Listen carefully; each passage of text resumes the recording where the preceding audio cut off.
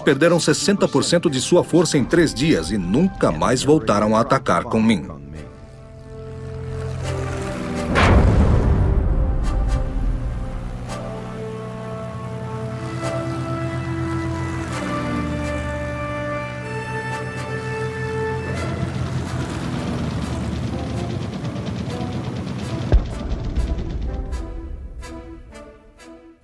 Depois dos ataques no Pacífico, cada piloto passou a receber $600 por mês e um bônus de $500 para cada avião japonês que destruíssem. Os 84 Tigres voadores eram os únicos aliados na China e a única tropa americana totalmente compromissada com a guerra. E como a Esquadrilha Lafayette que lutou com os franceses na Primeira Guerra Mundial, as pequenas vitórias dos Tigres voadores eram cheias de mensagens. A primeira era de que para os pilotos americanos não importava onde estivessem. Jamais se entregariam sem lutar. Mas para se ganhar uma guerra seria necessário centenas de homens capacitados no chão, no mar e, claro, no ar. O sucesso do grupo voluntário americano culminou com negociações na primavera de 1942, para incluir a unidade dentro da Agência de Aviação dos Estados Unidos com Chennault como comandante. Chennault foi recolocado na agência como coronel e logo promovido a brigadeiro-general para comandar as unidades da Força Aérea Americana na China. E também continuava no comando do grupo graças à cooperação com a Força Aérea Chinesa. No dia 4 de julho de 1942, o grupo voluntário americano era substituído pelo 23º Grupo de Combatentes. Infelizmente, nenhum dos pilotos do grupo seguiu com a unidade, apesar do general ter sido mandado para negociar com eles. Contudo, 5 pilotos aceitaram ficar para a China, incluindo Tex Hill, um dos soldados mais leais a Chennault, enquanto que os outros permaneceram durante um período de transição que foi apenas de 2 semanas. A maioria dos pilotos do grupo eram pilotos de transporte na China e voltaram para a América em empregos civis ou voltariam a se juntar às forças militares americanas em qualquer lugar no mundo.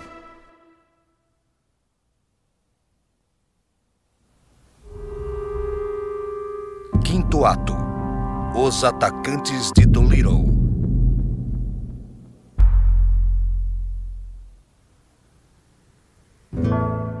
Mesmo com o sucesso dos Tigres voadores, as forças aliadas precisavam de algo mais.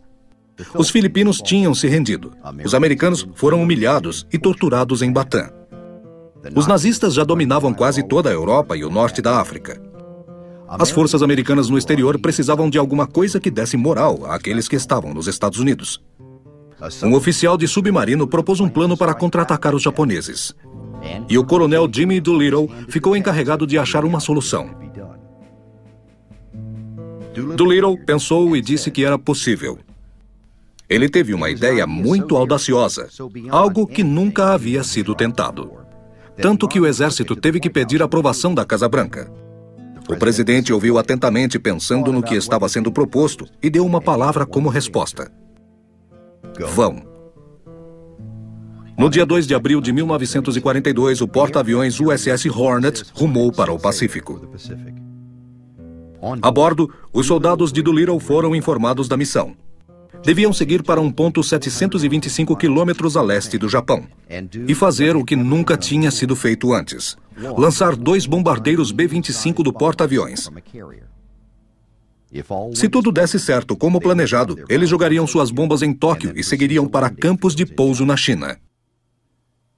Enquanto traçavam o ponto de lançamento, os 8 pilotos se reuniram para discutir os pontos de suas missões. Eles tentavam se manter em forma para conduzir com maestria as bombas pesadas e jogá-las no alvo, e seguirem para as pistas de pouso. Tudo já tinha sido planejado cuidadosamente quando chegaram nas primeiras horas da manhã do dia 18 de abril. Contudo, quando faltavam 320 quilômetros para o ponto designado de lançamento, a força-tarefa de porta-aviões avistou embarcações japonesas. Code 5, repeat, code 5. Copy that.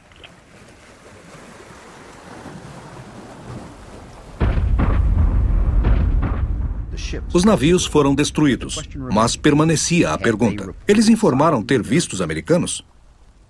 O almirante Halsey, comandante da força-tarefa, não podia correr o risco de colocar em perigo seus porta-aviões seguindo adiante em águas japonesas. Depois de confabular com Doolittle, ordenou que os bombardeiros fossem lançados imediatamente. Isso queria dizer que Doolittle e seus B-25 teriam de voar além do planejado 400 quilômetros para atingir seu destino. Mesmo lotado de combustível, a chance deles atingirem com segurança a China eram mínimas. Às 8h20 da manhã, Doolittle já estava no convés, liderando seu grupo de B-25. O último B-25 estava literalmente se segurando na beirada. Com 30 metros de espaço, Doolittle se tornou o primeiro piloto na história a ser lançado de um convés de porta-aviões com um bombardeiro de médio porte. Logo, um bombardeiro atrás do outro preenchia o céu e os soldados rumavam para sua missão.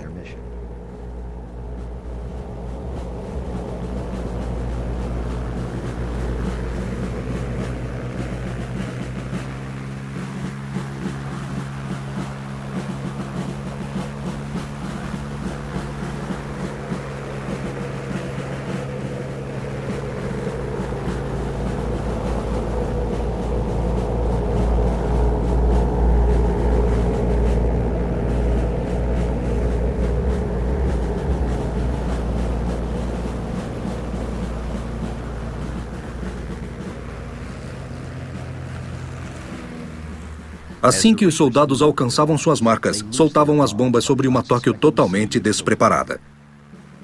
Quando cada bomba atingia o alvo, o bombardeiro seguia para norte em um campo de pouso seguro.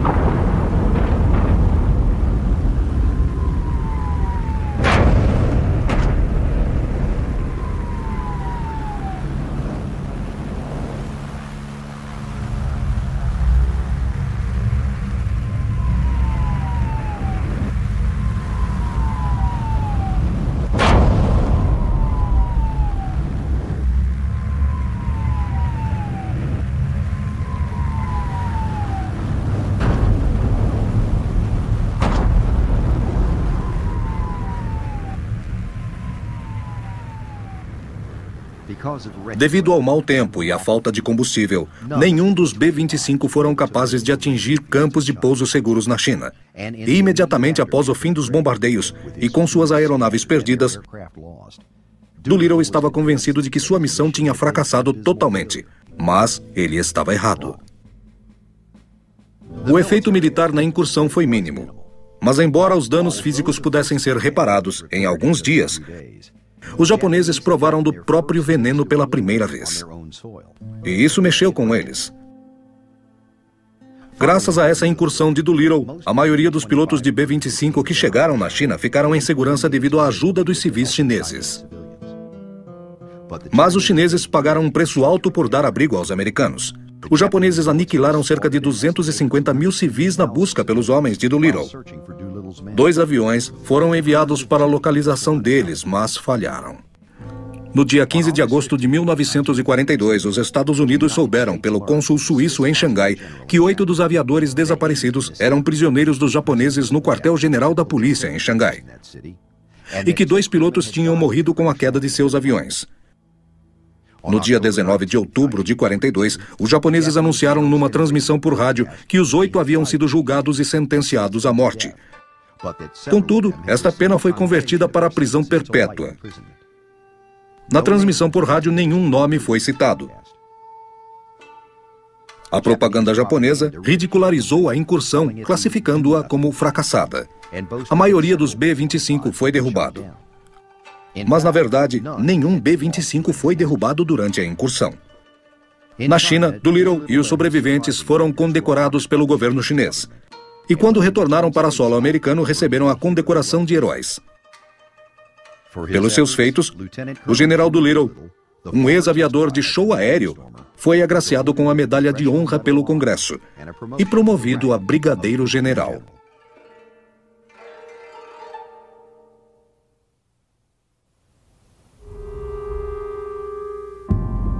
Sexto ato. Midway.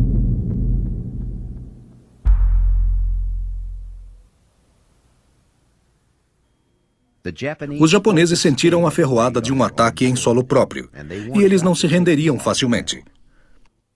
Em 18 de maio de 1942, toda a Força Aérea estava em alerta total, antecipando um ataque inimigo no Havaí ou um ataque sobre as forças americanas em Midway.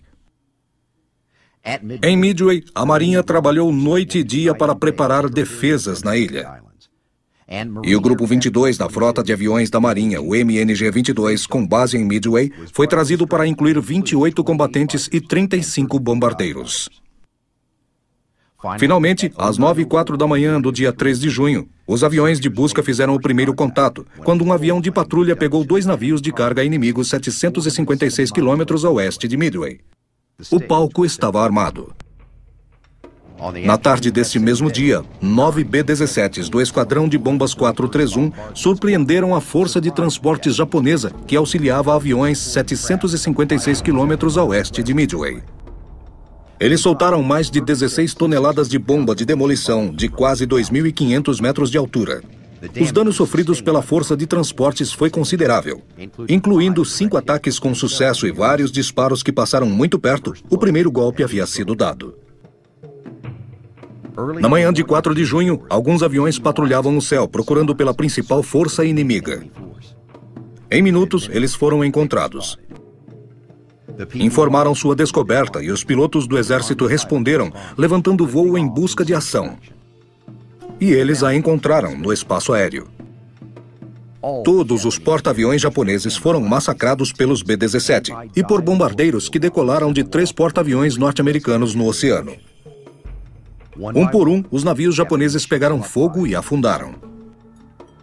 O Soryu foi atingido brutalmente por bombardeiros. O Akaga também afundou alguns minutos depois, enquanto que o Hiryu, que havia escapado dos primeiros ataques, foi pego por bombardeiros dos porta-aviões americanos Enterprise e Hornet no final da tarde. O navio afundou na manhã do dia 5, junto com o Akaga, mas não antes de ser encontrado por 6 aviões B-17 indo de Oahu para Midway. Os bombardeiros atacaram a mais de 1.000 metros de altura e atacaram os decks dos porta-aviões, fazendo os homens baixarem-se para se proteger das munições que explodiam. Naquela noite, a batalha terminou. Os porta-aviões inimigos estavam destruídos e afundando. E Yamamoto percebeu que, sem sua força aérea, ele não tinha outra alternativa a não ser a rendição. As instalações e pistas de decolagem em Midway sofreram numerosos ataques dos combatentes e bombardeiros japoneses. Mas os ataques não tiveram o efeito desejado. Midway ainda estava nas mãos dos americanos. E os japoneses foram mandados de volta para a segurança de seus territórios ocupados. Graças à Força Aérea, o rumo da guerra estava mudando.